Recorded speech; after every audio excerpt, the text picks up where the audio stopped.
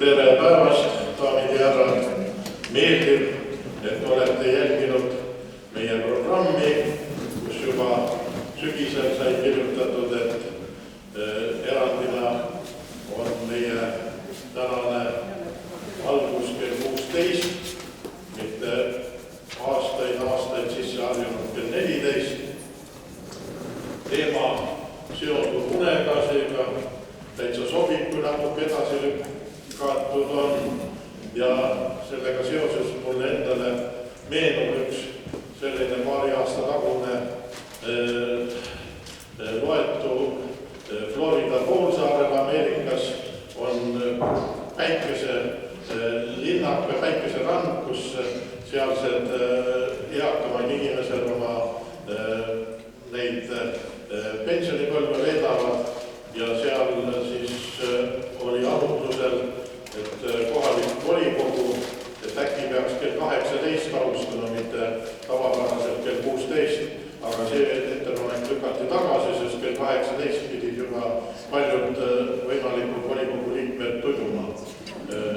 Nii meie peame kenasti vastu ja täna on meil siis välja pakutud selline teema, väga meeldib, et meile on saanud tulla siin rääkima nende teemadel doktor Sõõru ja või eelnevalt ka veel võib-olla lõpus püüan seda ka meeles pidada ja korrata. Meie selle aasta viimane päev on siin ülikoolis 15. detsembril ja tavapäraselt kell 14 ja see on jõuluteelne, kus on siis ka, nii nagu me ikka oleme püüdnud teha väike kontsert, nii et ka lisaks teadmistele ka pisut sellist meeleolukat muusikat ja meile tuleb rääkima justiitsminister Lea Danilson-Järv ja teema on, ta väga palju on kirjutanud, rääkinud viimasel ajal okupatsioonisümbolite koristamisest avalikus ruumis ja ka eesti keele kasutamisest kohalikes volikogudes. Nii et teemad on, või see tema ettekande on just avaliku ruumi muutmine eestikeelseks, eestimeelseks. Nii et 15. detsember kell 14 koos väikese muusikalise programmiga. Aga nüüd palun.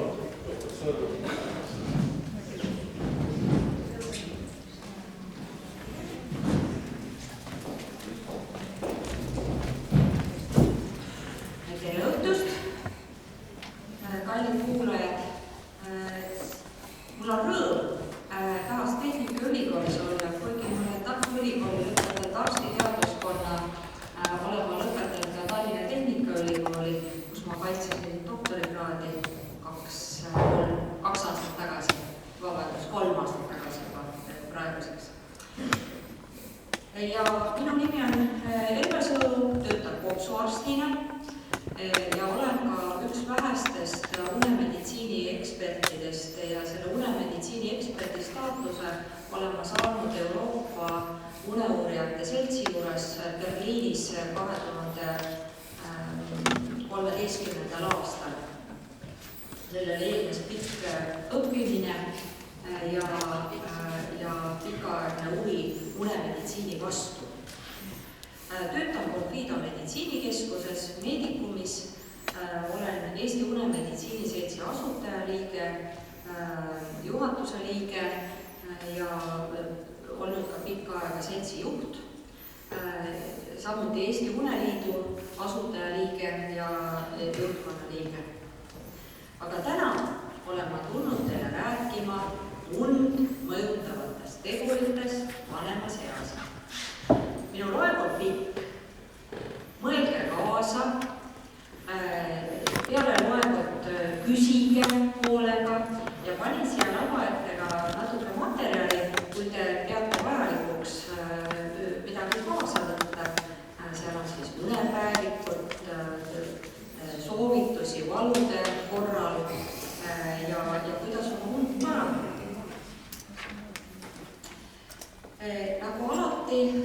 loengutel näitan ka oma huvide deklaratsiooni, mul ei ole midagi deklareerida.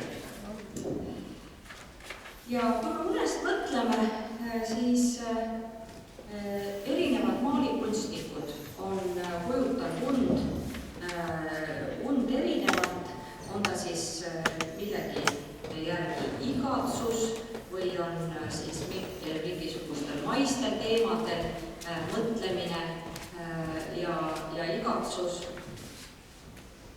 Ja und peetakse väga oluliseks just väljapuhkamise seisukohal ja ka selles osas, et uni annab häid mõtteid ja selgeid mõtteid. Aga küllaltki palju, ütleme, siin on Picasso maal nii-öelda lõunauinakust ja ma arvan, kuulajaskonnast täna ma arvan, enamus teeb mingil määral lõunauinakut, see on normaalne. Aga selle kõigel ma peatun lähemalt taaskord. Ja kui võtta, siis see on mul enda tehtud foto ühest telefonimüüjate poest, kus siis unes õppimise äpist kõneldi. Teatavasti telefonid, nutiseadmed enne une tulekut ei ole üldse mõistlik puutuda, need tuleb aegsasti kõrvale panna. Aga näete, siin on veel sellel ajal lausa unes õppimise äpist kirjutatud. Kui palju siis und võiks olla? See proua siin on üks kuulus telereporter, mitte küll eestlane, ja tema on öelnud, et kui lehmad magavad 4 tundi, siis miks mina peaks magama rohkem, et ma saaks teha sellel ajal midagi kasulikku. Ja teisalt, kes see teine mees siin on siis Churchill, kes elas väga kaua, kuigi ta oma elus ka suitsetas, on öelnud seda, et kui ei ole head und, ei ole piisavalt magatud, siis normaalseid mõtteid ei ole ja normaalseid tegusid ei tehta. Ja nende tarkade sõnadega lähengi otse unesse edasi. Uni on organismi talitluslik seisund, mille ajal väheneb kesknärvisüsteemi reageerimine välisärritustele, ükskõik millistele ärritustele, on ta valgus või müra, ning taastub närvisüsteemi, lihaste ja meeleelundite töövõime. Näete, see unevajadus on erinevas vanuses erinev ja see graafik, mis siin kõrval on siis näitab une proportsioone, unestaadiumite osakaalu vastsündinu east päris eaka inimeseni välja. Ja näete, et vastsündinu vajab uneks 18-20 tundi ööpäevas, täiskasvanu unenormiks loeme 7-8 tundi, kuid eakatel võib olla see unevajadus 6-7 tundi ööpäevas, kuid kui me võtame nii-öelda selle päevase lõunauinaku vajaduse, siis reaalselt on see unevajadus ikkagi 7-8 tundi võib-olla ära.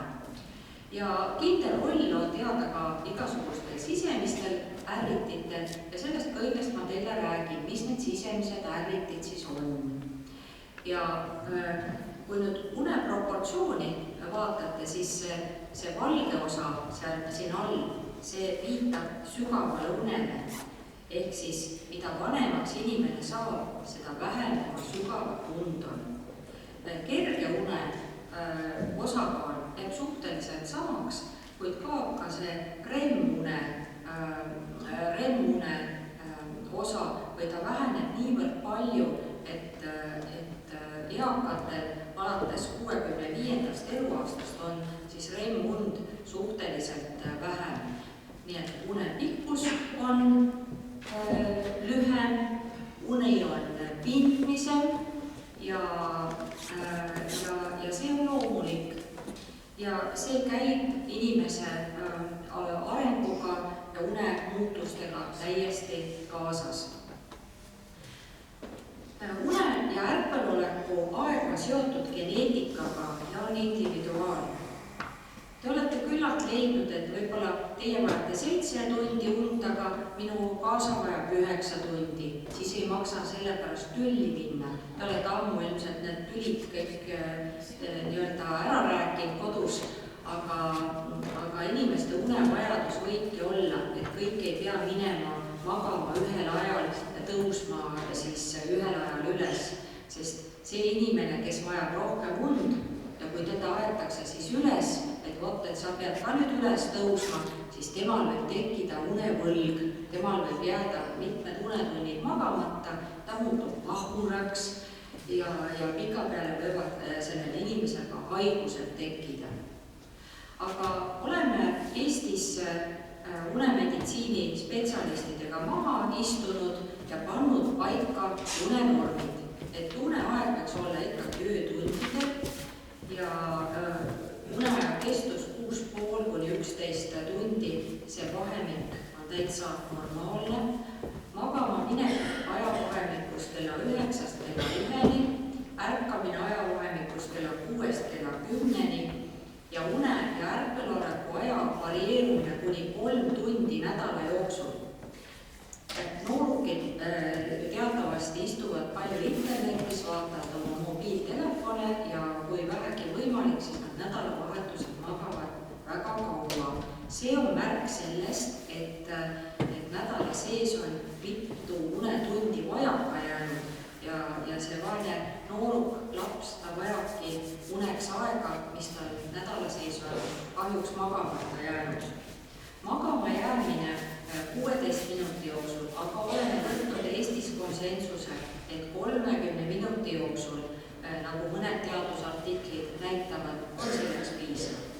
Ärkamisi keskmiselt 1-2 korda une jooksul on täiesti normaalne ja alates 55. eluaastast päevane uinak kestusega 30 minutit on ka täiesti normaalne. Ta võiks olla muidugi peale lõunasööki ja sugugi mitte pikem, sest vastasel korral see hakkab ööund ja ööune pikkust mõjutama, eriti veel selles osas, et õhtul voodisse minnes, kuni ei saabu hästi, on tuleb pikalt oodata. Ja väsimus võib olla halva unekvaliteedi tunnus ja lisaks kohe need normid ei kehti vahetustega ja öötööd tegeva inimese puhul. Ja mõningaid mõisteid, mida me kasutame, on unehügieen. Und soodustavad käitumuslikud ja keskkonnategurid teevad kõik selle alla. Unenõustamine, et kuidas õpetada inimest õigesti magama, sellega meil tegelevad kliinilised psühholoogid, kuid kellel on unemeditsiini vastu olnud sügava huvi arstidest, ka nemad oskavad vastuvõtul kindlasti öelda, kuidas peaks une ärkveloleku rütmi reguleerima. Ja unenõustamine ongi siis unehügieeni ning und soodustavate eluviisi muudatuste alane nõustamine. Võtsin täna kaasa ka mõned unepäevikud, kus leiate ka sagedasemad unehäired, need on siin lava ääres, et saate kaasa võtta. Unepäevikust ma natukese aja pärast teile ka kõnelen. Ja und jaotatakse siis REM-uni, see on siis silmade liigutuste, unenäbude ning lihastoonuse puudumisega iseloomustav unefaas ja siis non-REM ehk siis mitte REM-uni, selles unefaasides inimene und ei näe, kui tema füüsis hukkab välja lihased, liigesid, kõik see osa saab kenasti puhkuse. Ja see on nüüd inglisekeelne slaid, aga ma räägiksin siin. Võib-olla saate ise ka aru, et older tähendab siis eakam ja siin all on kellaajad kella 6-st kella 6-ni mitte et uneaeg peab sellel ajal olema mustaga märgitud siis uneaeg. Ja kui nüüd vaadata, et eakama inimese uneaeg ja 4-aastase lapse uneaeg, siis nad magavad suhteliselt ühel ajal.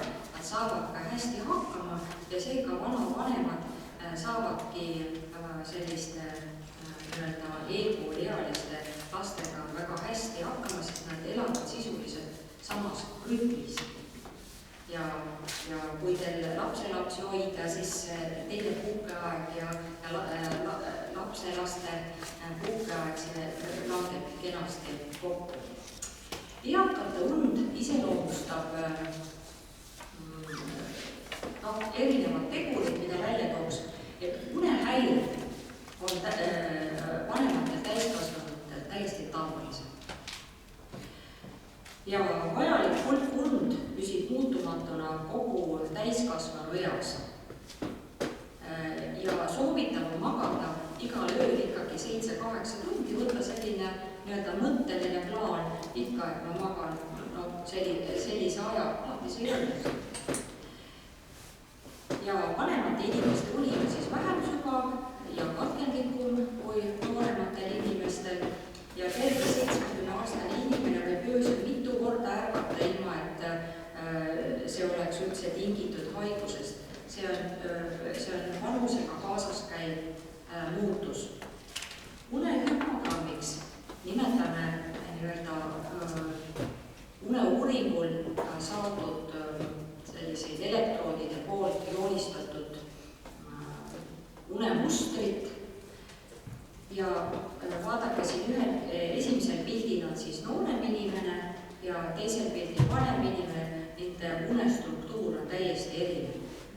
Sellel vanemal inimesel on korduvad ärkamised ja sellised siit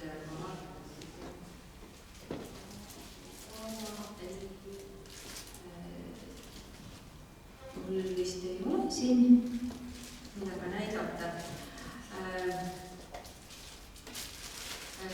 Sisuliselt eakatel esineb erinevaid unehäireid, on nad siis uinumisraskused, see on väga sage.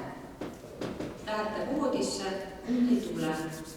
Või siis uneaeg võib olla teinekord ka liiga pikk, et te magate hästi kaua. Et kohe pikalt magate. Või siis ebatavaline uneaegne käitumine võib tekkida, siis korduvad ärkamised unest ja võib esineda ka liiga varast ärkamist. Uni läheb ära, enam ei tule, kõnnin ringi, lähen teise tuppa, no ei tule seda und. On leitud ja kokku võetud, et eakate unehäirete sagedasemad põhjused on Alzheimeri tõbi, alkohol, muutused keha loomulikus sisemises kellas, mistõttu mõned inimesed jäävad õhtul varem magama. Unehäiret võib põhjustada ka mõni pikaajaline krooniline haigus, näiteks südamepuudulikkus. Teatud ravimid, ravimtained, toidulisandid, ka meelelahutuslikud ravimid, siis depressioon. Samas ma ütleksin, et depressioon on igas vanuses inimeste uneprobleemide üks sagedasemaid põhjusi. Aju- ja närvisüsteemi seisundid, vähene kehaline aktiivsus, valu, mis on põhjustatud sellistest haigustest nagu näiteks artriit, reumatoidartriit, liigeshaigused, luuhaigused, maohaigused, stimulandid nagu kofeiin või suitsetamisel saadav nikotiin ja sage tualetis käimine öösel. Alzheimeri tõbi on progressiiruv ajuhaigus, millega kaasneb aju järk-järguline taandaeg. Miks ma sellest Alzheimeri tõvest räägin? Viimase paari aasta jooksul on teadusuuringutes välja tulnud, et Alzheimeri tõbi areneb neil, kellel on vähe und, kes magavad vähe ja seda seetõttu, et ajus on glümfaatiline süsteem, mitte lümfaatiline, vaid glümfaatiline. ja see süsteem toimib selleks, et eemaldada organismist mürgid, toksiinid. Aga kui und on vähe, siis see glümfaatiline süsteem ei saa piisavalt toimida ja niimoodi need mürgid kogunevad nii-öelda ajus ja võivad viia Alzheimeri tõve, mõnekate uuringutega Parkinsoni tõve tekkeks. Et need on esimesed uuringud, aga tõesti sellised, see on viimaste just paari aasta teema olnud. Alzheimeri tõvi on kõige sagedasem dementsuse vorm ja haigestumus üle 65-aastaste hulgas on 1%, kuid üle 85-aastaste hulgas koguni pooled võivad Alzheimeri tõve all kannatada enam. Naissugu mängib rolli ka siin kindlasti geneetika. Apolipoproteiin E4 on siis spetsiaalselt välja toodud ja tekivad siis mälu, toimetuleku ja käitumisprobleemid. Ja kuidas arvata, et kas mul on siis Alzheimeri tõve või ei ole, siis tõvevarased tundemärgid võivad olla ükskõik mis nendest. Igapäevaelu takistavad mäluhäired, raskused plaanide tegemisel või probleemide lahendamisel, raskused teada-tuntud koduste, töiste või vaba aja toimingute sooritamisel, raskused ajas ja kohas orienteerumisel, raskused visuaalsete kujundite ja ruumiliste suhete mõistmisel, probleemide tekkimine sõnade ütlemisel või kirjutamisel. Asjade panek valesse kohta ja võimetus oma tegevust sammhaaval meenutada, vähenenud või kehv otsustusvõime, eemale tõmbumine tööst või sotsiaalsest suhtlusest ja muutused meeleolus või isiksuses. Nii et kui vähegi võimalik, siis oma und püüdke väärtustada ja alati rääkida oma arstile ka und mõjutavatest haigustest. Näiteks, kui teil on valu, mis teid öösel häirib, siis kroonilise valu teemaga võiks arst võimalusel teid ka selles osas aidata. Haigusseisundite nagu sagedane urineerimine, selle kontrolli all hoidmine võib mõnedel inimestel und parandada. Depressiooni ravi võib parandada ka und ja mõnedel ravimitel on und mõjutavad kõrvaltoimed. On leitud, et näiteks kõrgvererõhu ravis kasutatavatest ravimitest on koguni 12% unehäireid tingitud just ravimite kõrvaltoimetest. Aga ärge mitte mingil juhul need ravimeid ära jätka oma raviskeemist, vaid rääkige arstiga läbi. Kui üks ravim võib-olla ei sobi nii hästi, ehk sobib teine. Aga need raviotsused, et tehke need ikka arstiga koos. Ja ütleksin ka seda, et kui me une teemast hakkasime aastaid tagasi rääkima, siis inimesed olid magamistoas oma probleemiga üksinda ja arst ka ei küsinud. Oldi harjutud ainult unerohku retsepti välja kirjutama, ja nii ongi. Aga unemeditsiini arenguga Eestis oleme me erinevatesse unehäiretesse hoopis sügavuti läinud ja inimese und osatakse hoopis paremini ravida ja hoopis paremat unekvaliteeti saavutada. Räägiksin teile veidi ka bioloogilisest kellast. Teatavasti sügisel ja kevadel tuleb kella keerata. Ja inimesed harjuvad selle kella keeramisega seonduva ajavahega erinevalt. Sügisel on raske neil, kes on nii-öelda varased magama minejad ja kes hommikul tõusevad üles, nad ei tea, mis selle ajaga peale hakata. Kuid enamus inimestest on hilised magama minejad ja just nooremaealistest ja noorematest täiskasvanutest. Ja nendel on just kevadel raske, sest nad lähevad hilja õhtul magama, nad ei puhka hommikuks välja ja kella keeramisele järgnev 2 nädalat on kindlasti probleemiks, et nad ei jõua õigel ajal tööle, nad ei jõua piisavalt magatud, neil võivad tekkida erinevad terviseprobleemid ainuüksi seetõttu, et nende uneaeg on sellel ajal nii-öelda kunstlikult kannatada saanud. Aga kui võtame nüüd seda bioloogilist kella, siis näiteks hetkel on meil selline ütleme, et kellaaeg ütleme, et varsti saab kell 5, et sellel ajal peaks meie südame-veresoonkond töötama kõige efektiivsemalt ja kõige suurem lihasjõudune. Hommikuti on näiteks testosterooni tase on meestel kõige kõrgem ja on leitud, et just öine kella 2 ajal ja päeval kella 2 ajal, need on need nii-öelda sellised perioodid, kus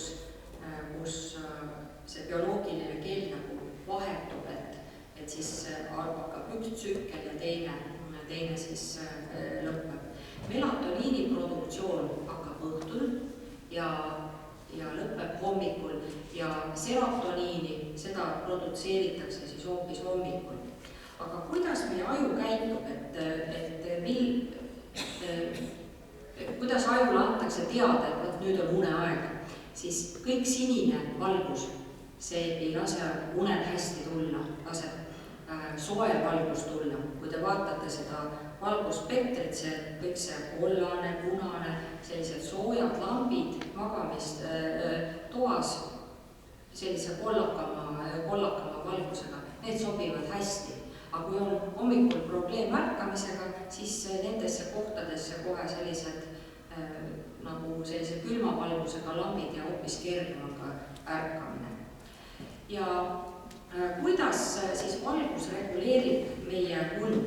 On leitud, et melatoniin on kõige, ütleme, ta on vajalik, et uni saabuks hästi ja saabuks kiiresti.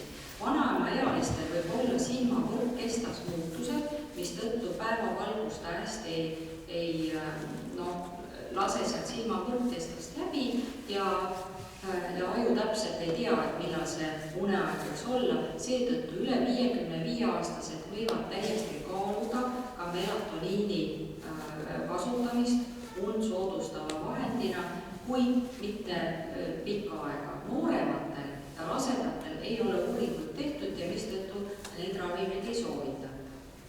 Aga arvutites tuleb külmvalgus on kõige tugevam melatoniini blokaator.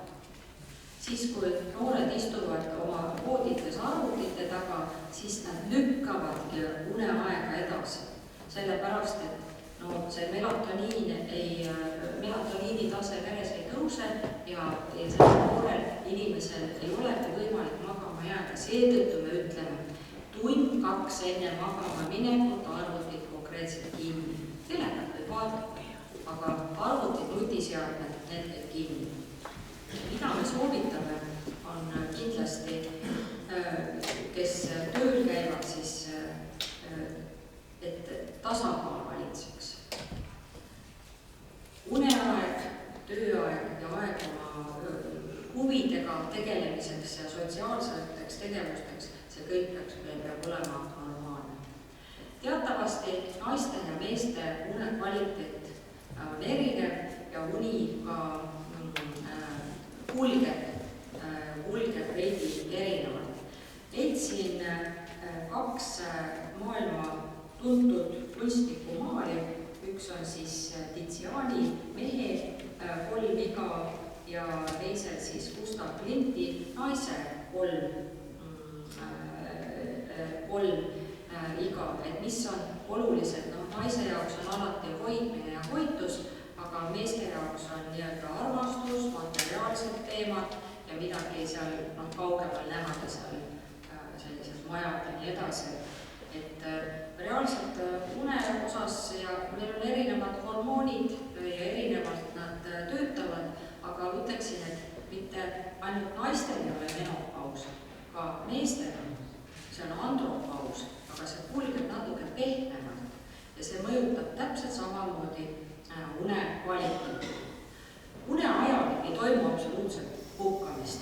Mõned ajuosad on une ajal isegi aktiivsemad ja nähakse ka unenägusid. Ja uni on oluline ka selleks, et energiat koguda, et välja puhata, et immuunsus oleks tugev.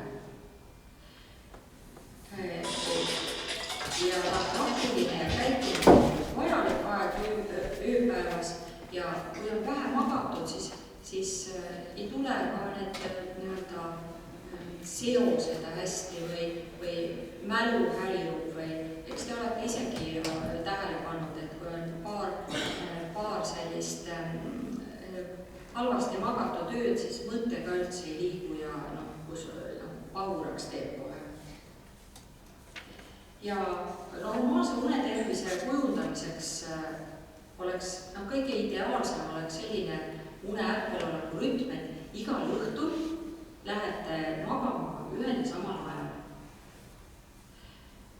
Ja magamiseks tuleb kulutada siis piisaval määral aega ja kui und ei ole, siis voodis ei maksa lihtsalt ka vähenda, et näiteks öösel uni ära läheb, siis võib minna näiteks kas või kööki, teha lasta omale kraanist pool klaasi sellist leeket vett juua ja aga siis istute natuke, tuld ärge põlema pange ja siis lähete voodisse tagasi, see uni tuleb kergemini kui siis, et kui te vähkate ühelt küljelt teisele.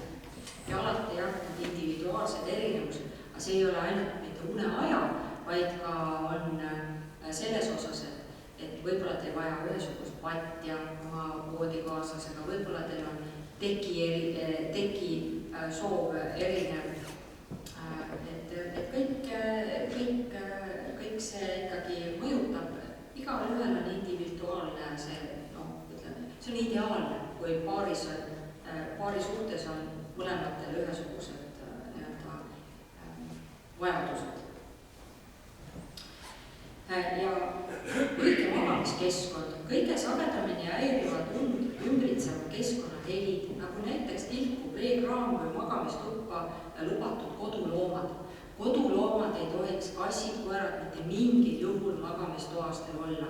Nendel on oma tuba, kui veel ei ole, siis kodus korraldage. Samas võib vaikne monotoonne taustaheli aga hoopis aidata uinuda ja keskkond mõjutab und sageli rohkem kui arvatakse. Ja tähelepanu tuleks pöörata siis mürale, ruumi temperatuurile, valgusele, voodi madratsile, gaasmagajale. Gaasmagaja kui norskab, siis ta ajab üles, ei maga seda sisuliselt, tema on teie ka magada. Ja helidest nii palju, et helid sagedusega 40–70 detsibelli ei lase uinuda. Ja see tähendab seda, et kui teil kõrval inimene norskab, siis sisuliselt teie seda kannatama ei pea. Ilmselt, kellel on paari suhtes norskamine, väga paljud magavad ka eraldi magamistubades. Ma arvan, et see oli 2007-2008, me tegime ühe uuringu, seal oli umbes 3500 uuritavat ja me leidsime, et kellel on vähemalt keskmise raskusastmega uneapnoe, nendest 37% magavad norskamise tõttu erinevates tubades. Et kui ei küsi, siis ei tea. Paljud lähevad ka lahku, sellepärast, et ei ole mõtet ja kui on korter väike, sul ei olegi kuskil elada, et siis sa pead vaatamagi, et kuidas ise ellu jääda, sõna otseses mõttes ellu jääda. Ja mis mõjutab siis une ärkveloleku rütmi, siis neid mõjureid on hästi palju. Hormoonid, hingamine, seksuaalne aktiivsus, töövõime, vererõhk, ainevahetus, kehatemperatuur, vaimne seisund, kuid ka igasugune vaimne olukord, perekondlikud suhted. Ja mida mõjutatakse, siis melatoniin, kortisool, leptiin, kihlnäärmehormoonid ja kasvuhormoon. Ja kui nende võtame just noortel, kui nende ööpäevarütm ja teie ka ööpäevarütm saab palju häiritud, siis see viib erinevate krooniliste haiguste tekkeni, kui ta võib viia ka kehakaalu tõusuni. Unehäired on väga erinevad ja ma tänase loengu jooksul räägin teile ka erinevatest unehäiretest. Unehäiret iseloomustab raskused uinumisega, mitte kosutav ja katkendev uni, liiga varane ärkamine, norskamine, teiste inimeste poolt täheldatud hingamisseisakud, nina hingamistakistus, päevane liikunisus, väsimus, uinakud, uneatakid, samuti magamine sotsiaalselt mittesobival ajal. Nagu ma ütlesin, et päeval ei maksa pikalt magada, et jätke see uneaeg öötundideks, et saab unekvaliteet igal juhul parem. Samuti ebameeldivad astikud jalgades, räägin teile peatselt ka rahutute jalgade sündroomist. Unes kõndimine, rääkimine või muud uneaegsed käitumushäired, õudusune näol. Üldiselt inimene ei pea und nägema. Ja kui need unenäod on head, on kõik hästi. Aga kui inimene näeb valdavalt õudusunenägusid, siis need jäävad inimest piinama ja see viitab ja see võib inimesel psühholoogiliselt väga ära kurnata ja see võib selle inimesele ikkagi ka probleemiks osutada ja tema vaimset tasakaalu häirida. Üle 15 aastate hulgas esineb unehäireid 31% inimestest. See on Lääne-Euroopas tehtud uuringu andmetel ja uneprobleemiga jõuab arsti vastuvõtule alla 50% inimestest. Ja laste ja täiskasvanute unehäirete käsitlus on reaalselt hoopis erinev. Et kui te lähete unearsti vastuvõtule, siis ükskord tehakse ühtemoodi uuring, teinekord tehakse teistmoodi uuring. Ja kui aastaid tagasi räägiti sellest, et uneuuringut teha, tuleb inimene võtta haiglasse ja seal siis palju elektroode külge panna ja siis uurida kaamerate all. Tänasel päeval on meditsiin nii palju arenenud, et palju uuringuid tehakse inimeste kodudes. Nad saavad magada rahulikult oma voodis, pannes siis enne magaminekut aparaadi külge ja magades sellega siis hommikuni. On teada, et ravimata unehäired tõstavad igasuguseid tervishoiukulusid, majanduskulusid, aga et need kulud nii suured on, et need 2,5–3 korda tõstavad, ameeriklaste andmetel isegi kuni 6 korda, siis see on mõtlema pannud ka meditsiinijuhid. Ja unehäirete diagnostika on muutunud tänasel hetkel kättesaadavamaks ja ravi hoopis tõhusamaks. Siin juures oleval pildil näete minu vastuvõtul, ma küsisin, et kas ma võin teist pilti teha. Üks proua siis rääkisin temale uneravist ja ta võttis selle liivakella välja, et kontrollida üle, kas minu soovitus temale võiks sobida. See sobis seekord. Ja mõned aastad tagasi me võtsime unearstid kokku Eestis ja tegime Eestis arstkonnale ja tegelikult ka kõikidele inimestele unehäirete esmase diagnostika juhendi. Ja seal on siin lava ääre peal on ka mõned patsiendi variandid täna kaasa võetud, kus on siis unepäev vahel, aga tõime seal kõik olulise, mis puudutab näiteks insomniat ehk unetust, et kuidas seda inimesele avastada, uneaegseid hingamishäireid, siis liigunisust, uneärkveloleku rütmihäireid, siis parasoomniat, see on kõiksugused käitumuslikud häired, uneajal ka hammaste krigistamine näiteks ja uneaegsed liigutushäired. Ja läheksingi nüüd erinevate unehäireteni välja. Unetust kogetakse üldse kõige rohkem. Unetus on kõige levinum unehäire. Sagedasemaks uinumisraskuseks on ärevus. Ärevus, päeva mõtted jäävad keerdama ja on selline rahutus, ja kuigi pööratakse ühelt kehaasendist teisele, seda und ei tule. Ja unetuse all mõeldakse siis püsivaid raskusi uinumise või une säilitamisega ning mitterahuldavad une kvaliteedi tingimustes, kus piisavad magamisvõimalused on ikkagi tagatud. Ja unetus hõlmab endas siis erinevaid sümptomeid, need on väsimus, unisus, motivatsiooni ja energiapuudus, tähelepanu ja keskendumisraskused, samuti meeleoluhäired. Probleem on selles, et igasuguste selliste lihtsate või lihtsalt näivate sündmuste ajal, näiteks on peres kurb sündmus toimunud ja on tekkinud unetus, und ei tule, väga lihtsalt muutuvad need sellised nii-öelda lühiajalisena tunduvad uneprobleemid, mis tegelikult on inimese jaoks väga rasked probleemid, need muutuvad krooniliseks. Ja krooniliseks häireks ja siis juba me ei teagi, et mis seda probleemi üldse esile kutsus. Igal juhul me oleme öelnud ka arstidele, et juhul, kui inimesel on unetus, mis on kestnud vähemalt 2 kuud, siis teemaga tuleb ilmtingimata tegeleda, sest vastasel korral on inimesel unetus, mis toob kaasa erinevate muude haiguste tekke. Unepäevik, kellele täna ei jagu, siis unepäevikut saab välja trükkida ka, mul on siin unemeditsiin.ee ilmselt sellelt leheküljelt ja uneliit.ee täpselt samamoodi, seal on PDF variandis olemas ja erinevad unehäired on seal ka kirjeldatud, nii et saate kindlasti sellega tutvuda.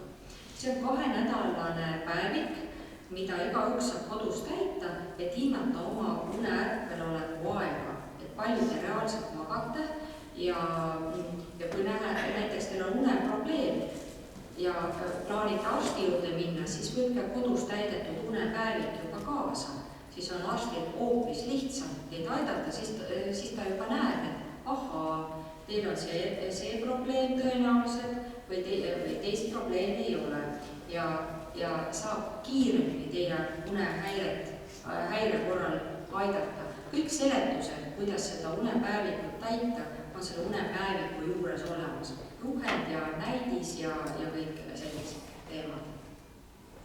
Siis lühidalt uneaegsetest hingamisel, see on nüüd see teema, millega konkreetselt mina oma igapäevatöös tegelen. Ja need on erinevad haigusseisundid, millega kaasneb uneaegne episoodiliselt piiratud õhuvool kopsudesse, põhjustades normaalset, sest madalama hapniku taseme veres ehk hüpokseemia. Kui sageli kõik inimesed norskavad, aga kui on täheldatud hingamispause, siis ei maksa neid kodus enam lugema hakata, siis teave perearsti käest peab ikkagi nõu küsima, kuidas nüüd edasi. Ja kui tõsine see probleem on ja kuidas aidata, kuidas siis aidata. Aga norskamine ei ole ainult norskaja probleem. Norskamine tekitab unehäireid mõlemale voodikaaslasele. Norskajal on sageli eelistus magada lahtise aknaga, on köha, mis äratab, on kogetud lämbumistunnet, sagedasi ärkamisi, millel ei leia põhjust, sage tualeti külastamine, hommikul peavalu, suu kuivab, magades ei puhka välja või siis voodikaaslane lööb, sellepärast, et ta ei saa norskaja kõrval siis ju magada. Ja peres on pinged ja sageli on norskaja nina hingamine ka takistatud. Kui te praegu hingate, et ühe poole ninast vajutate kinni, hingate sisse ja teiselt poolt, kas teil nina hingab mõlemalt poolt ühtemoodi, kui ei hinga, siis võib olla probleem. Või nina halvasti läbi käib, sellest juba oma arstiga rääkida. Või siis norskajal sellel voodikaaslasel, et ega pikalt seal norskajal kõrval magata, tahetakse magada ikkagi teises ruumis. Ma mäletan seda aega, kui me hakkasime norskamisest ja uneaegsetest hingamisjärjestest Eestis rääkima, siis tulid sageli vastuvõtule tollel ajal just naised. Aga naisel oli probleem selles, et tema ei saa magada, sest tema voodikaaslane kõrval norskas. Aga käesoleval on juba olukord pöördunud, et mehed on hakanud rohkem muret tundma oma naiste või voodikaaslaste une kvaliteedi kohta ja küsivad nõu, et kuidas kaasa une kvaliteet saaks paremaks. Et sellised huvitavad teemad. Norskamist ennast ei ole mõtet registreerida kodus, et kuigi on olemas kõiksugused detsibelli loendurid ja võib-olla mobiiltelefonides ka äpid, siis konkreetselt see võib-olla ei ole nii oluline, kas see jääb selle unetehniku teha. Ja kes on kõige sagedasemad norskajad? Ikkagi üle 50-aastased. Naistel mõjutab norskamist ja kehakaalu tõusu ka menopaus. Väheneb östrogeenide ja progesterooni tase ja see östrogeenid ja progesteroon, see nagu kaitseb seda naiste hingamishäiredest.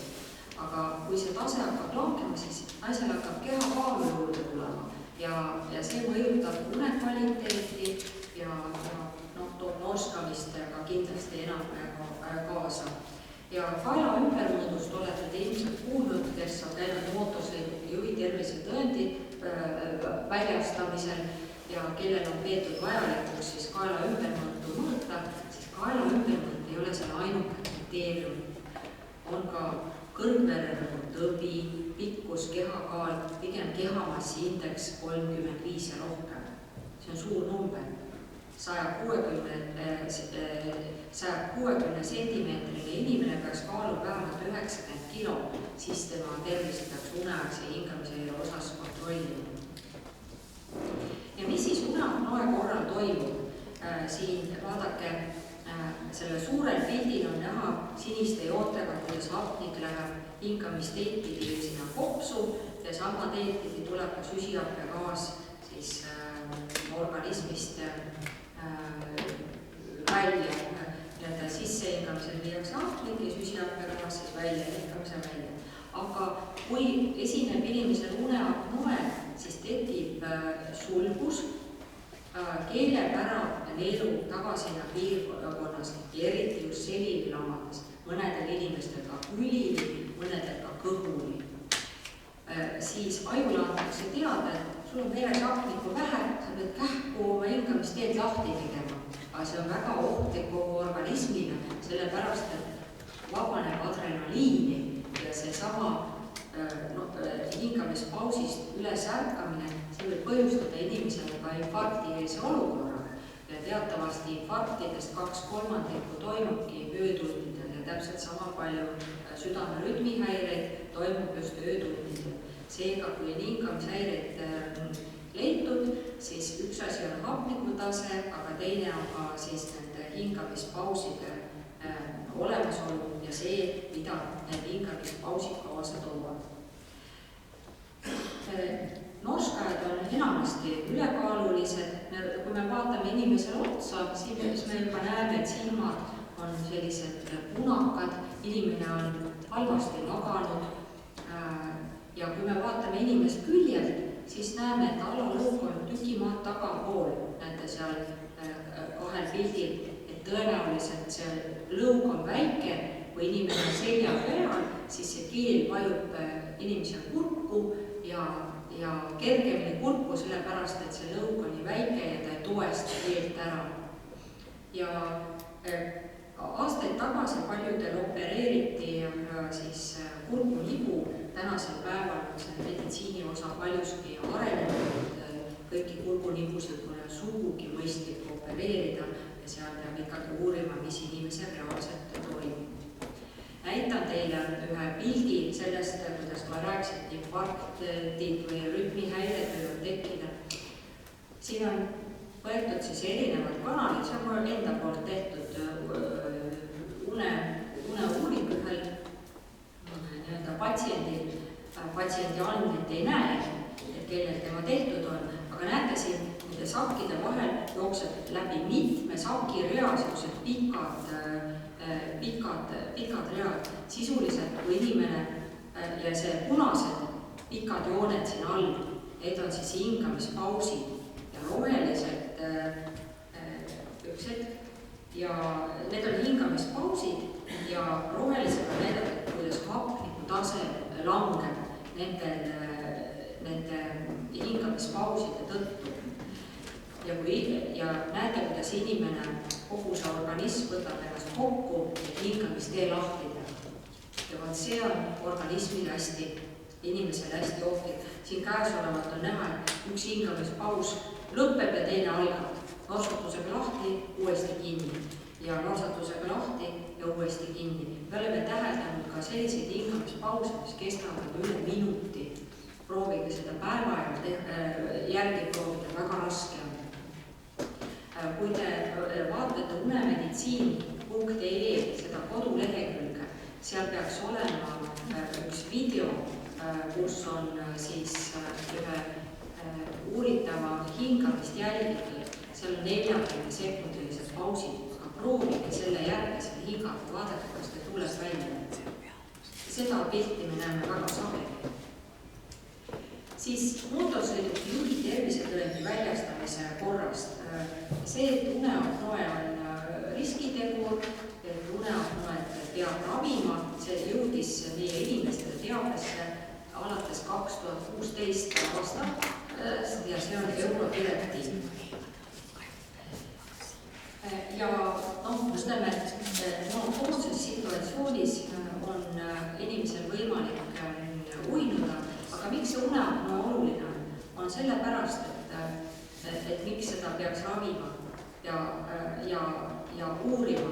Kui inimesel esineb vähemalt 15 hingamispausi ühe unetunni kohta, siis on leitud, et see põhjustab olulise kas päevase unisuse või mikroune võimaluse. See tähendab seda, et kui autojuht istub autoroolis, sõita on küll hea, kuid see mikrouni tuleb peale selliselt, et ei ole palju vaja suurel kiirusel teelt välja ja raske liiklusõnnetus käes. On arvatud isegi, et 5% liiklusõnnetustest on tingitud seetõttu, et inimesel on tähelepanu häire ja selle taga arvatakse olevat unehäired. Liigunisusest. Kui inimene magab liiga kaua, unenormidest ma rääkisin, et 6,5 kuni 11 tundi, aga kui inimene magab üle 11 tunni summaarselt ööpäevas, siis see on liigunisus ja selle taga võib otsida juba mõnda haigust. Ja narkolepsiat esineb väga vähe, teda on umbes 0,05% elanikkonnast, võib-olla veel vähem. Et see narkolepsia, mis kunagi arvati, et seda esineb palju, reaalselt esineb seda väga vähe. Et inimene kõnnib, kukub maha, aga sama narkolepsia üheks sümptomiks on ka olukord, et inimene räägib teiega laua, ütleme teisel pool lauda, ühel hetkel ta nagu vajub ära, siis ta jälle räägib edasi, aga ta vahel peast üldse ei mäleta, mis on toimunud. Ja selline situatsioon võib tekkida ka emotsioonide keskelt. Aga uneuuringutel on meil väga lihtne seda diagnoosida, see on hästi tüüpilised muutused, paneme elektronid peale, hommikuks on meil juba see olukord teada. Narkolepsia ei ole raskesti diagnoositav haigus, eriti kui me see kaebuse all kannatav inimene meieni jõuab. Aga selline lõunauinak, et kui on kõht täis söödud, siis uni tuleb kergelt. Ja tuleb muidugi arvestada sellega, et mitte ainult mootorsõiduki juhil ei või tekkida see unisus, vaid see võib tekkida ükskõik mis töötegijal. Minu esimene kokkupuude Rootsis oli, ma arvan, et see 1987, kui ma käisin kopsuarstiga koos, siis Örebro haiglas ja vastuvõtul oli üks hulgitraumaga mees. Ja ma ei saanud aru, et miks see hulgitraumaga mees peaks siis kopsuarsti vastuvõtul olema. Ja selgus, et ta oli katust pannud, ta oli päevasel ajal katusel magama jäänud ja oli katuselt alla kukkunud. Ja selle tõttu, et miks ta oli alla kukkunud, oli siis põhjus, et ta oli seal tukkuma jäänud ja vaadake, milline õnnetus. Ja siin aastaid tagasi oli siis mul üks elektrik vastuvõtul, kes oli elektri sealt posti otsast alla kukkunud, ütles, et see juhtmete ühendamine, et see oli monotoonne tegevus, siis ma mõtlesin, et issand, et aga ta ju ühendab seal juhtmeid ja mis see kõik endaga kaasa toob. Ja samas mõtlesin, et õnn oli, et ta seal siia meie vaatevälja siis saabus. Mune ärkveloleku rütmihäired on erinevad ja ma ütleksin, et kronotüüpidest olete midagi kuulnud, hommikutüübid ja õhtutüübid, aga 60% inimestest ei kuulu kummassegi. Nad ei ole õieti hommikutüübid ja õhtutüübid, neile see jutt nagu ei lähe üldse korda. On leitud, et 4-aastane laps on oma olemuselt hommikutüüp. Kuid siis 20. eluaastaks on enamus inimesi pigem sellised õhtutüübid, kes tahavad õhtuti üle panna. 40. eluaastaks ei ole inimesel eriti vahe. Ja sealt edasi hakkab ikkagi see kronotüübi teema paljuski lahknema. Mõned eelistavad õhtul varem magama minna, teised jälle hiljem magama minna. Aga kronotüüpiks me loeme seda, et millal inimesele eelistab teha sellist loovat ja mõttetööd. Inimene võib küll üles tõusta vara, aga ta ei pruugi olla võimeline tegema mõttetööd. Et mõelge ja võib-olla suudate enne. Selleks on ka spetsiaalsed küsimuslikud, et täna ma teile neid näiteid, need on natuke keerulised. Nii, ja inimene sageli valib oma töö selle järgi, et milline on tema kronotüüp. Näiteks pagariks ei lähe keegi tõenäoliselt õppimagi, kui ta hommikul kaua magada. Või samas ma ütleksin, et ükski kirurg hea meelega öösel operatsiooni ei tee. Või et kui medõde on pigem hommikutüüpi inimene ja ta peab õhtuses vahetuses olema, siis tema eksimuse võimalus on hoopis suurem. Ja see on huvitav ala. Ja kui võtta näiteks teadustöötajad, kes peaks töötama kella 9-st 5-ni, ütleme, et tema peaks oma mõtteid, kõik mõttetegevust, et see on tema tööaeg. Aga kui tema siis ei tule seda loovat mõtet peale, ja ta on pigem õhtutüüp, kes mõtleks pigem alates kella 7-st, siis sealt kannatab tema pereelu, kannatab tema, see töövorm sellele inimesele ei sobi. Ja kes on pimedad, kes ei näe valgust, siis nendele inimestele on väga raske oma ööpäevarütmi üldse reguleerida, sest nemad ei tea, millal magada ja nendel on une ärkveloleku rütmihäired hoopis kergemalt tekkinud. Ja päris eakatel, kellel on neuroloogilised haigused, siis nemad võivad magada, kes on ka voodihaiged, siis täiesti portsude kaupa nii öösel kui päeval ja need uneaja pikkused võivad olla päris erinevad. Saksa televisioonis tehti mõned aastad tagasi selline tõsielu seriaal, kus võeti kõik probleemsed osatäitjad sinna rollidesse ja nendele uni oli häiritud ja pandi neid tegema siis sellist kiviaja tööd. Füüsilist tööd ja võeti neil mobiiltelefonid ära. Ja teate, mis see füüsiline töö nende inimestega tegi, kui neil mobiiltelefonid ära võeti? Nende une ärkveloleku rütme reguleerus paika 2 nädalaga. Ei olnud ühtki ravimit vaja. Et see melatoniin on tulnud meil nutiseadmetega Ameerikast esmaselt, et lausa lineaarselt, et meil tuleb selle ühiskonnaga kaasas käia, aga teha ka enda tervise jaoks mõistlikud otsused millal telefon ja nutiseadmed kinni panna. Natuke ka parasoomnetest. Parasoomnia tähendab une- ja ärkveloleku seisundi nii-öelda segasust, nii et uni on mitmes faasis, on ta siis REM, non-REM, uni. Osad parasoomniad on ravitavad ja osad mitte, aga selle teemaga tegelevad psühhiaatrid ja mõnesid probleeme on võimalik aidata, aga mõnesid ei ole võimalik aidata.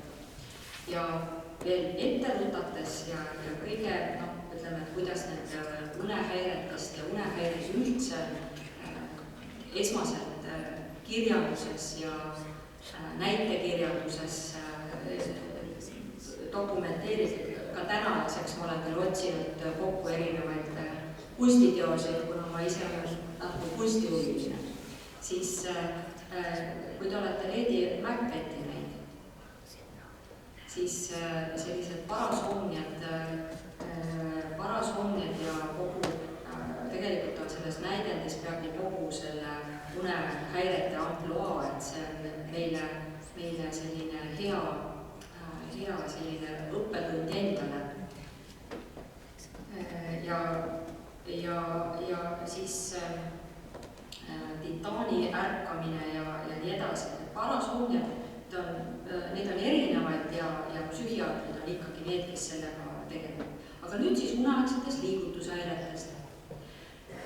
Nende hulka loetakse kõik tahtmatud ja ülemäärased uneaegsed liigutused. Ma arvan, et siin saalis on vähemalt 10 inimestest, kes on aeg-ajalt pidanud oma jalgu kohendama, sest mingisugune asend on olnud ebameeldiv. On ebamugav, panete jalad teise asendisse ja siis on mõneks ajaks okei, aga võib-olla on ka mõni, kes peab lausa jalanud jalast ära võtma, et kuidagigi nendele jalgadele rahu saada. Uneaegseid liigutushäireid esineb tõesti 10% elanikest, samas ma ütleks, et sugugi kõik on vaja ravi ja samas vahel on põhjused niivõrd lihtsad, aga selle kõik põhjused võib olla ka näiteks rauapuudus. Et on teie toitunud ühekülgne, liha tuleks süüa, et kui te ikka siis see rauapuudus on üsna sage põhjus küll.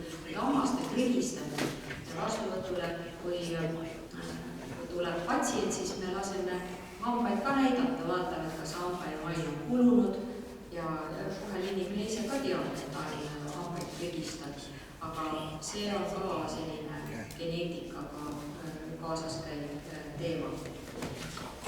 Rahutute jalgade sündroomi korral on tung liigutada jalgu ja kaebused süvenevad rahuolekus, liikumatult liikudes või siis lammates eriti siis õhtutundidel, kui tahaks rahulikult telekat vaadata, aga siis need inimesed, kellel on probleemid, nad üldiselt liiguvad palju ringi õhtul või võiks rahulikumalt võtta. Kaebused leevendavadki kas osaliselt või täielikult liigutamisel, kõndides või venitades, kui tegevus kestab, kaebused ilmnevad rahuolekus või ägenevad samuti õhtuti või öösel ja kaebused ei seondu mõne teise meditsiinilise või käitumusliku seisundi. Ja te näete, et siin põlveõndlad on värvitud seal oransikaks ja kollaseks, et need on kõige sagedasemad kohad, kus see rahutus võib inimest nii-öelda mõjutada. Vahel aitavad on sellised kompressiooni sellised spetsiaalsed laased, mis pannakse sääre ümber, et ka nendest on abi või siis vahel on ka see ravi niivõrd lihtne, mis toob inimesed hoopis parema une, aga rahutute jalgade sündroomi tänasel päeval järjest rohkem osatakse leida, aga miks ta und mõjutab? Need samad tahtmatud liigutused lähevad ka öötundidel edasi ja nad ajavad inimest ka öösel ülesse. Inimene saab, miks ma tõusen. Sageli need inimesed magavad nii, et üks jalg nad tekijalt kindlasti väljas olema. Et nad tahavad nagu mingisugust vabadust, aga kui on selline kaebus, võib selle teemal täiesti perearstiga rääkida.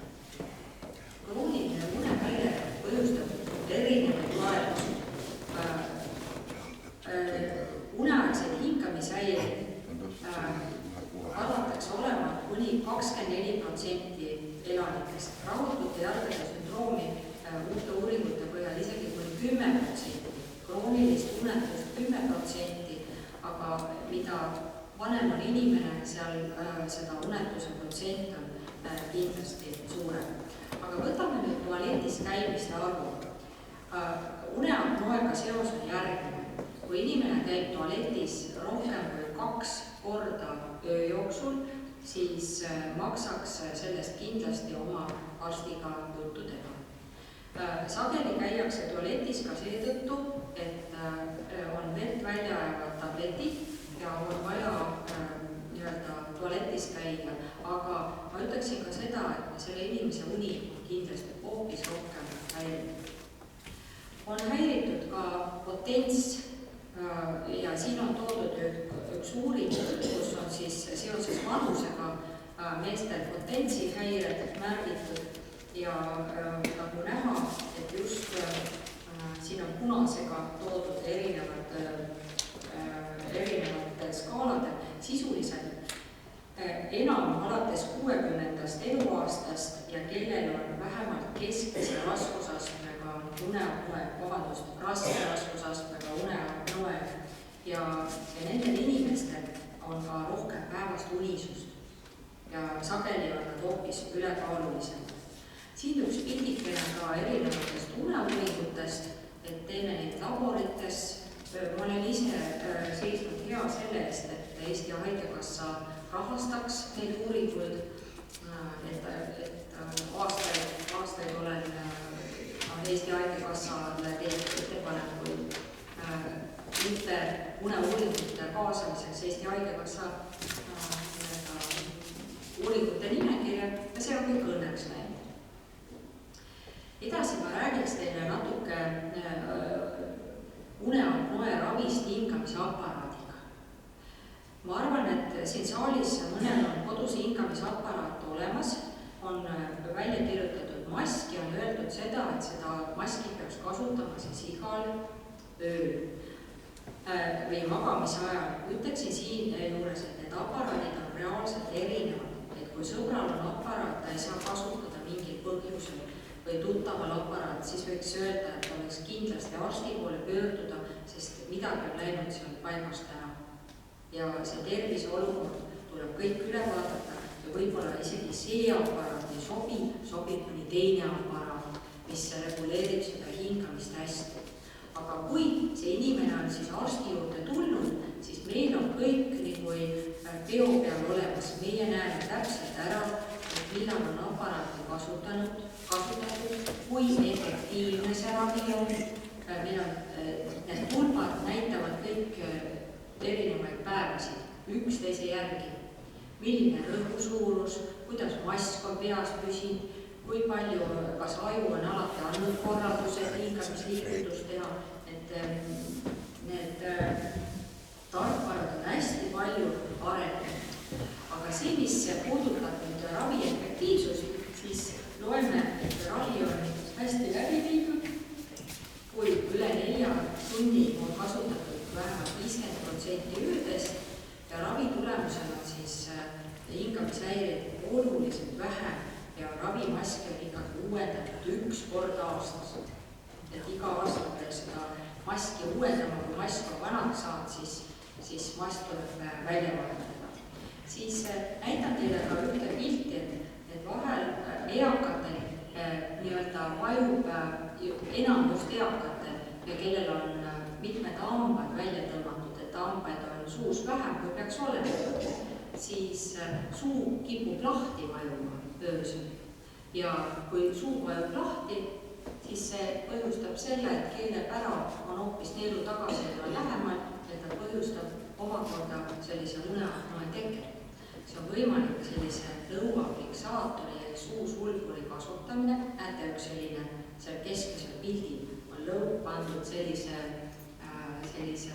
sidemekese sisse ja hoitud niimoodi, et see lõug öösel lahti ei vaju. Ja sellised on täiesti Eestis olemas, minu teada need meditsiiniseadmed.ee koduleheküljed saab need täiesti osta apteekides või kuule.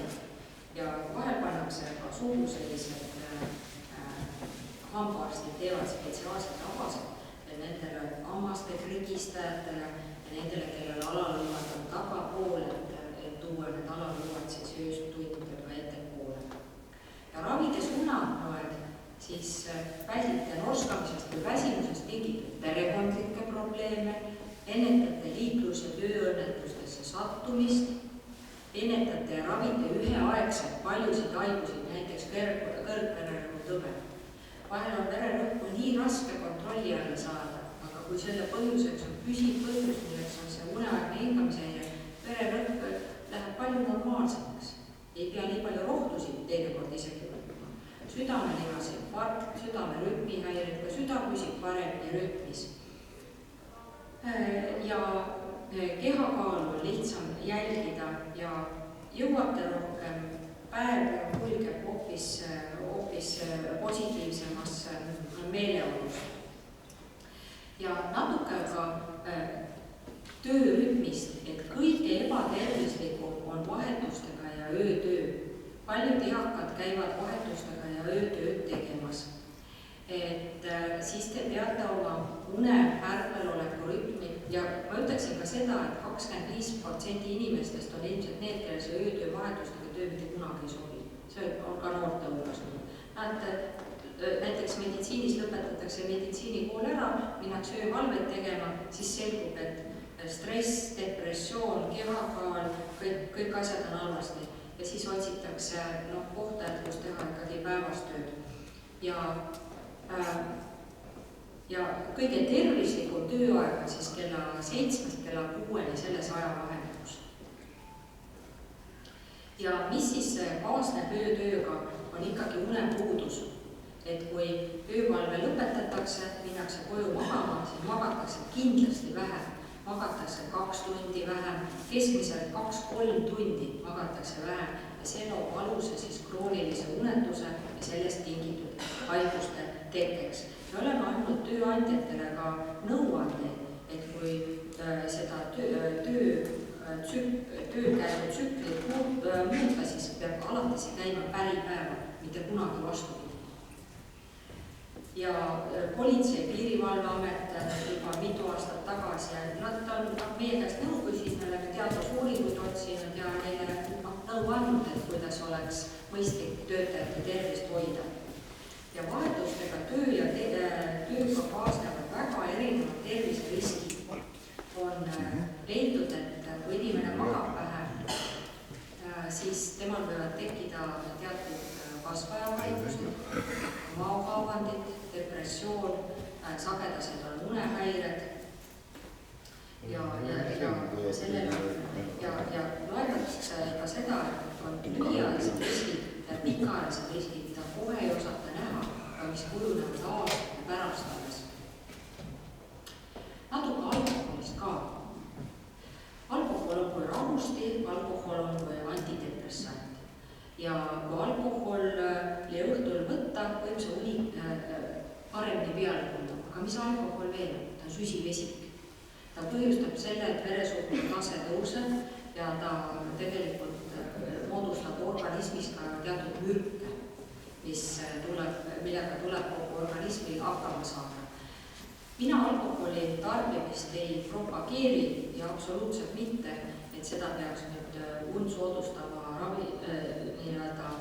vahendina kasutama. Ja üks ühik alkoholi 2 tundi enne magaminetet ei pruugi unega midagi teha, kui see kogus on suurem, seda teeb seda kindlasti. Ja kes on kroonilised alkohoolikud, siis nende uneärkveloleku rütm on täiesti, ma ütleks, halb. Halb, jah. Ja heaks uneks on siis erinevaid võimalusi. Vahel tuleb seda und reguleerida ka tabletiga, kuid enne kui me hakkasime täiskasvanud unehäirete esmast diagnostikat ravijuhendit tegema, me võtsime lahti, palju Eestis uinutid tarvitatakse. Me ehmatasime ära. Need numbrid olid väga kõrged, aga see oli ka sellest, et inimene oli harjunud uinutit küsima ja siis arst oli harjunud uinuti retsepti kirjutama, süvenemata teemasse, mis on sellel inimesel viga. Näiteks kui inimesel on uneapnoe, tema norskab palju, siis uinuti toob kaasa selle, et see uneapnoe on veel raskem, sellepärast et uneapnoe episoodid on veel pikemad ja sealt ärkamine on veel keerulisem. Alati võiks mõelda, et millises kehaasendis teil on kõige mugavam magada ja seda siis inimene alateadlikult ka seda selle kõigega ka tegeleda. Ja kas unehäirega inimesel on valik? Jaa, kindlasti on. Ja tänasel päeval need unehäired on erinevad ja seda kogu diagnostika ja raviplaani, et mul ei ole võimalik teile seda siin sellest kõigest rääkida, kuid arst on nõuandja ja ravisoovitaja, et inimene eeldame ka seda, et see inimene peab olema valmis teatud muutusi oma senises elus tegema. Ja unemeditsiinikeskusi on Eestis erinevad. Tallinn ja Tartu on kindlasti peamised, kuid uneuuringute võimalused erinevates maakondades olemas. Siis, kuidas norskamist peatada? Tuleks muuta kehaasendit, selili, kehakaal peaks olema normaalne, vältida alkoholi tarvitamist. Norskajal on mõistlikum magada hoopis madalama padjaga, siis on hingamistee sirgem ja ei ole nii, kallutatud. Muidugi padja kõrgus sõltub ka sellest, et kui inimene magab külje peal, siis sõltub sellest õla kõrgusest, kui eelistab magada külje peal, et siis see mõjutab seda padja kõrgust ka see õla kõrgus. Et see padja kõrgus sõltub väga erinevatest teguritest. Siis kui nina hingamistakistus on, sellest maksaks arstile rääkida. Vahel on mingi probleem, on olnud eluaeg, on kaasasvõtid lugu ja tuleb välja alles esmakordselt 6–5 aastaselt. Ja see on lahendatav. Madratsid, padjad võimalusel aeg-ajalt ikkagi välja vahetada, madrats tolmuimejega puhtaks, sest kes meil pooditis elab, on kodutolmulestad. Ja siis, kui kütteperiood hakkab, siis kodutolmulestad on hästi aktiivsed, nad paljunevad ja siis inimestel on ninatolmes rohkem kinni ja uneaegsed hingamisväired palju. Siis õhtul ei maksaks palju vedelikku, piisab poolest tassist veest. Ja voodipesu soovitaks pesta kõrgelt temperatuuriga. Siis kui teil näiteks kodutolmulesta vastu ülitõudlikkus on, see kodutolmulesta allergia, ma ei oska hetkel protsenti öelda, aga ta on märksa kõrgem, kui ta ette võite kujutada. Ja voodipesu soovitab trinkida ka, et see võib tuua ka lahenduse. Siis mida ise ära teha une parandamiseks? Alati võiks mõelda, et kas see magamise ruum on vaikne, mis ei ole liiga kuum ega liiga külm. On leitud, et magamiseks on kõige sobivam kuskil 20 kraadi, võib isegi natuke madalam. Ei pea olema 22–23 kraadi. Selle temperatuuri juures inimene ei maga hästi.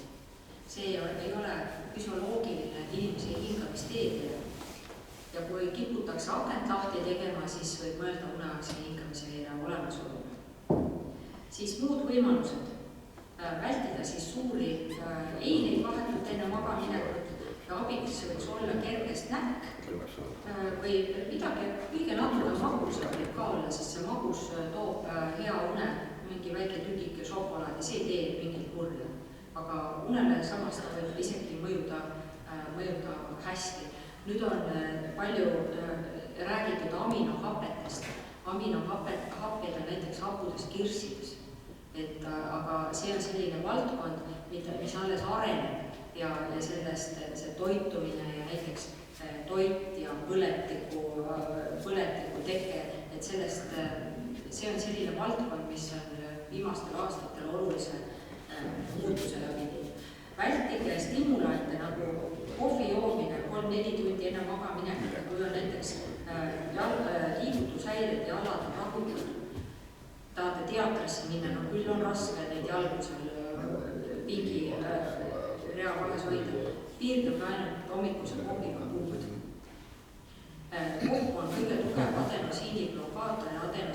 see, mis toob hea une. Kellel on see geneetiline eesoodumus olemas, läheb see jadamine käiku. Siis jalutada võib, kui vähegi libe ei ole või vähegi annab õue minna, siis jalutada on värskes õhus.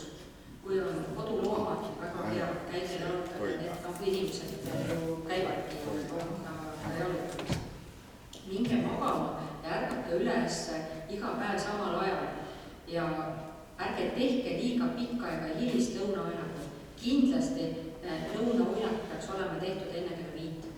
Peale kella 5 ei ole mingit lõunauinakut. Ja kui teil on kodus noori, siis ka korra võib selle väsimuse teemal ära magada peale kooli, aga magama peaks minema varem ja siis saab õhtul õpitud, treenikud tehtud ja koolis käidud ja koolis õpituga meelde hästi jäetud.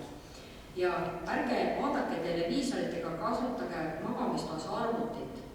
See televiisori kõlba magamistoa on välja, televiisori koht ei ole magamistoas. Ja suitsetamine ei sobi ja enne magaminekut ammugi ja mitte ja kasutage voodit ainult magamiseks või siis seksuaalseks tegevuseks. Ja kui und ei tule, siis uinutitest räägiksin ka teile. Kui te ei saa 20 minuti pärast uinuda, tõuske voodist ja tehke rahulikku tegevust, nagu ma rääkisin. Näiteks lugeda, muusikat kuulata, võimaluse korral vältige unerohtude kasutamist, et aidata teil magada. Need võivad põhjustada sõltuvust ja aja jooksul uneprobleeme hullemaks muuta, kui te need õigesti ei kasuta. Ja enne uneravimite võtmist peaks tervishoiutöötaja, kuulake nüüd, hindama päevase unisuse vaimsete kõrvaltoimete ja kukkumiste riske. Ruhu Leiuna WHO uuringust on tulnud välja, et 16 doosi uinutit aastas mõjutab oluliselt inimese tervisekäiku ja muude haiguste kujunemist. Nii et ja nagu teada, uinutid põhjustavad sagedi sõltuvust. Ja arstid teavad, et milliseid unerohtusid ei tohiks võtta pikaajaliselt. Ja kunagi ei tohi juua alkoholi, kui kasutada unerohtu, sest alkohol võib süvendada uinutite kõrvalmõjusid veelgi. Mina olen nüüd oma jutu teile ära rääkinud ja kui on küsimusi, võib kohe küsida, võib ka individuaalselt küsida ja mina tänan teid kuulamise eest.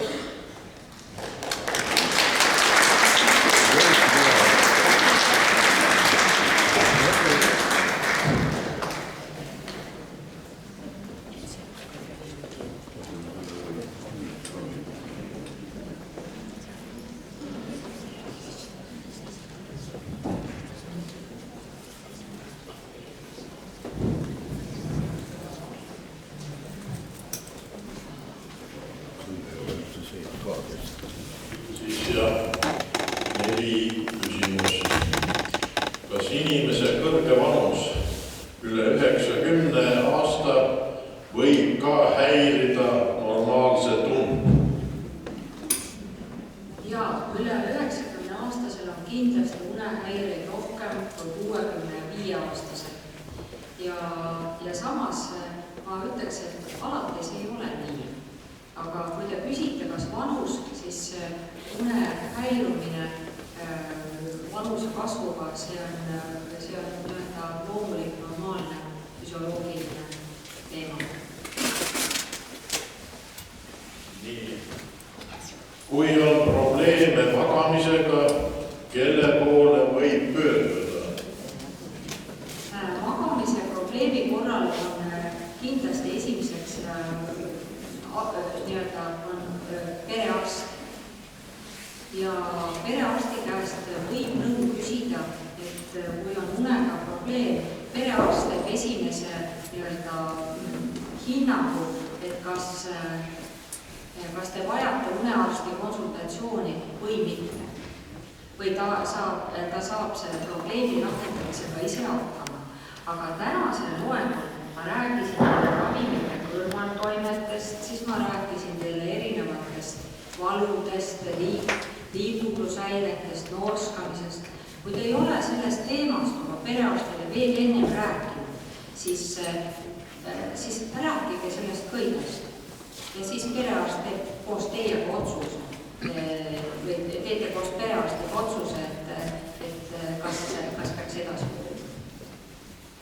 Siis kolmas, veel kord, uneapnoe, kas eesti keeles ka narkolepsia? Ei, uneapnoe on uneaegne hingamishäire, aga narkolepsia on siis nii-öelda, see on nii-öelda nagu lühiajaline ajuhalvatus.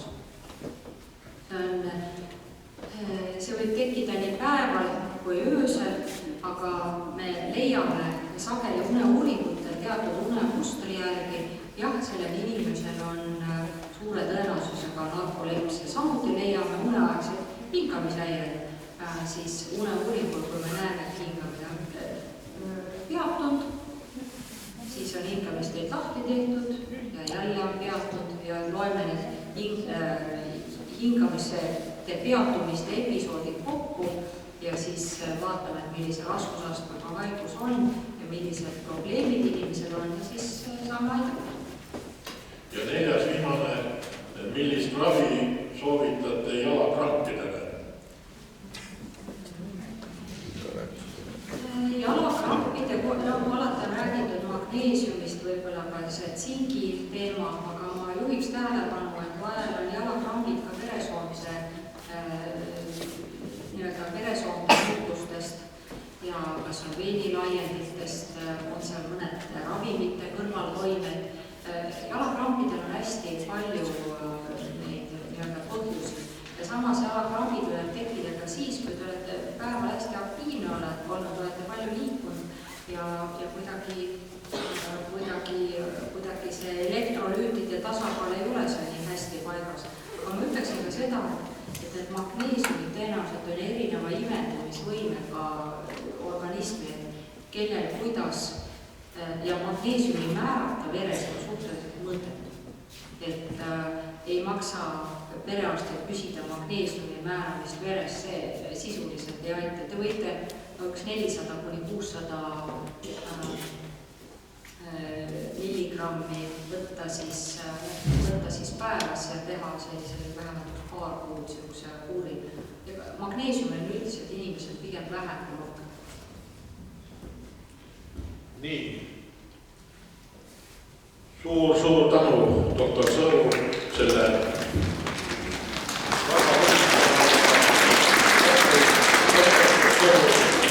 sisaldanud loengu eest ja ma oletan, et paljud võib-olla pöörduvad teie poole oma küsimustega, individuaalsete küsimustega, nii et suur tänu teile ja jõuluaega. Küll aga head daamid ja härrad, veel kord mainin, et järgmine